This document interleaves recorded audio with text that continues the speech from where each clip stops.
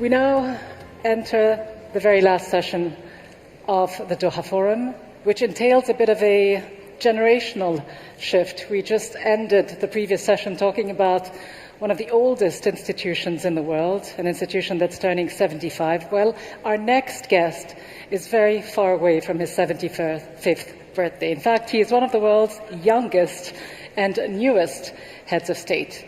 He took office just over 6 months ago when he won the presidential elections in June of this year in El Salvador. He is a political leader who understands and appreciates and knows the power of technology and social media. In fact, many of you will remember when he made his first speech at the United Nations General Assembly, he took out his cell phone and, yes, he marked the occasion with a selfie. So I do hope he'll have time for a selfie with me a little later.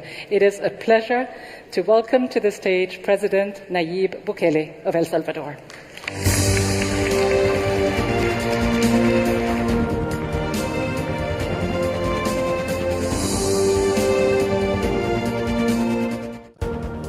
Thank you, everybody. Your Excellency, Abdullah bin Nasser bin Khalifa Al Thani, Prime Minister of Qatar. Your Excellencies, Prime Ministers, members of cabinets of all the countries participating in this forum, my wife Gabriela, and my daughter Laila, who's just turned 4 months today.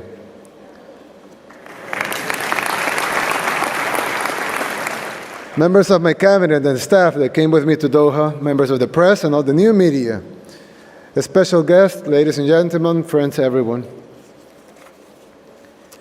Thank you for allowing me to give the closing remarks in this World Forum, where we have analyzed the urgent necessity to reimagine governance and multilateralism in an ever-changing world. But I wanted to raise the question that has been mentioned here numerous times with many interesting analysis, possible answers, and even conclusions. But all of our main questions regarding inequality, poverty, globalization, trade, governance, interconnectivity, youth, the fourth industrial revolution, jobs, wealth, the rule of law, climate change, even peace, have been analyzed without really looking deep into the unique moment of all that human civilization is living today. And this huge opportunity that we have right now, the uniqueness of this moment, is actually very short and very simple to explain. But don't expect an answer, because I and my team were only able to formulate the question. And this is the question. For the first time in human history, our civilization has achieved 3 benchmarks that were impossible to imagine a couple of decades ago. These 3 benchmarks allows us, for the first time in history, to fix all of the main problems of the world. Now, the first benchmark. Remember in the 90s, where globalization was the main topic and all of the forums, panels, everywhere? Well, I was in school and probably watching cartoons and playing video games. But the reality is that at the time, we discussed globalization, if globalization was good or bad. If it was good for rich countries or for poor countries. We discussed if it was good for corporations or good for the people. The supporters of globalization tried always to convince us that it would be good for everyone. But aside if you like it or not, globalization came to stay. Soon, we felt the pros and cons of globalization. It made the world a lot richer. International commerce and trade boomed and created lots of new opportunities. But at the same time, it also bankrupted hundreds of thousands of local companies. It destroyed entire economies. Hundreds of millions of farmers and their families emigrated to the cities in search for a living. Millions fell into poverty as local industries bankrupted and as major corporations moved their factories where labor was cheaper. But like I said before, you may like it, you may hate it, But 25 years later, the world is fully globalized now. And that's our first benchmark, a globalized world. Now, the second benchmark. Remember back in the 90s again, where the internet really started to take traction? I mean, we all know that it was invented decades ago, but it really took traction in the 90s. As every important company had a web page, and teenagers were downloading illegal music from Napster and messaging through ICQ or AOL instant messages. Thousands of new dot-com millionaires and even billionaires started to appear, as the market was overvaluing web traffic and paying hundreds of millions, if not billions of dollars for a web page. Then the bubble bursted, and the economy tanked as the stock market took the gigantic hit from the dot-com bubble.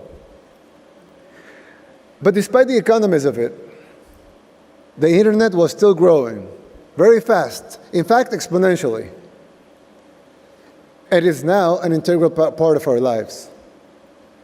We live now in an interconnected world. We spend more time in our phones than any other thing. I'm not taking a selfie, don't worry. Yet. In fact, they are not phones anymore. You have your life recorded here. You have all of your friends texting you while I'm saying this speech. You have all of your social networks here. Your apps, your health, your mail, your music, videos. You get your news from this thing. Some people watch the movies on it, play, even create content for the whole world to see. And every year, it penetrates more and more.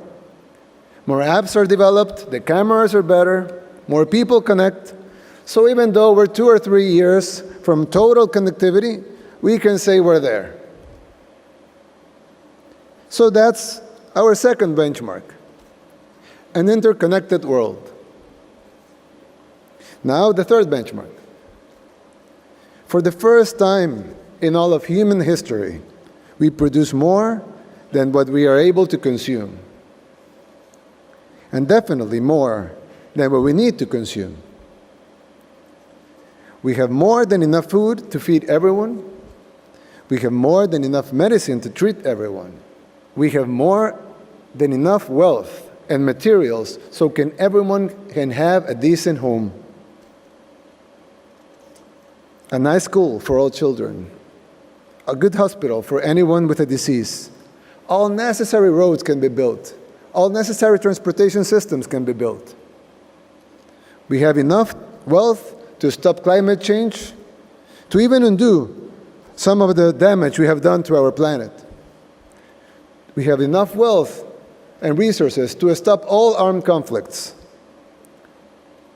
to provide a decent living for everyone. But instead of that, millions of tons of fresh food are dumped every day, while millions of humans are dying of hunger or malnutrition. Millions of tons of medicine are destroyed because their due dates are past, while millions of people don't have access to health care or even vaccination. Inequalities on the rise, and unnecessary conflicts are created. But with all the bad things happening, one thing is certain: production and worldwide wealth is at all-time high. And that's our third benchmark. World production is now enough for everyone.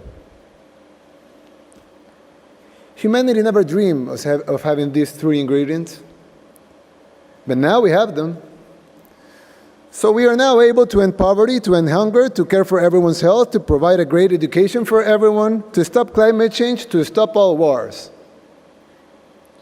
We just need the political will of the leaders of the world. This couldn't have been done before. This couldn't have been said before, because the world wasn't globalized. So if you needed a product from India and you were in Mexico, well, that was a tough one. Before the world was interconnected, Just to give you an example, a health record from a person in Brazil could take days and a lot of resources to reach a doctor treating that same person in Germany. A software developer in El Salvador, in my country, could not collaborate with a developer in Japan, and both of them be able to create something new, putting pieces together from both sides of the world. Now they can.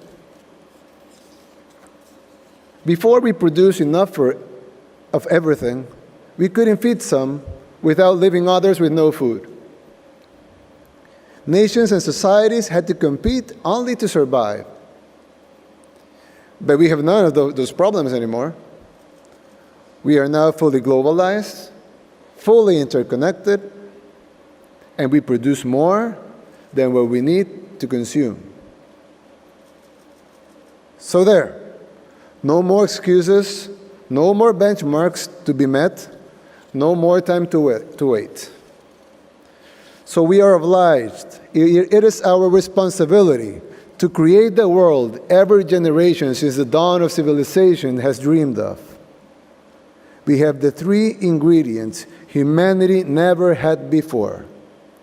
Let's find the formula for this new era. So, what are we waiting for? Thank you very much. Thank you very much, President Bukele, for helping us end this forum on such an uplifting, positive note. I too brought my cell phone, just in case we could do that selfie.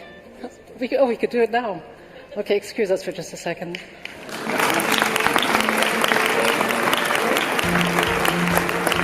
Thank you very much indeed. Thank you so much, President Bukele. And so now, as we do end this session, it is a pleasure to thank you all for being here, for making it such a memorable event. Thank you, of course, to our host, DOHA, and the State of Qatar. I also want to thank all the wonderful panelists and speakers we've had over the past 2 days.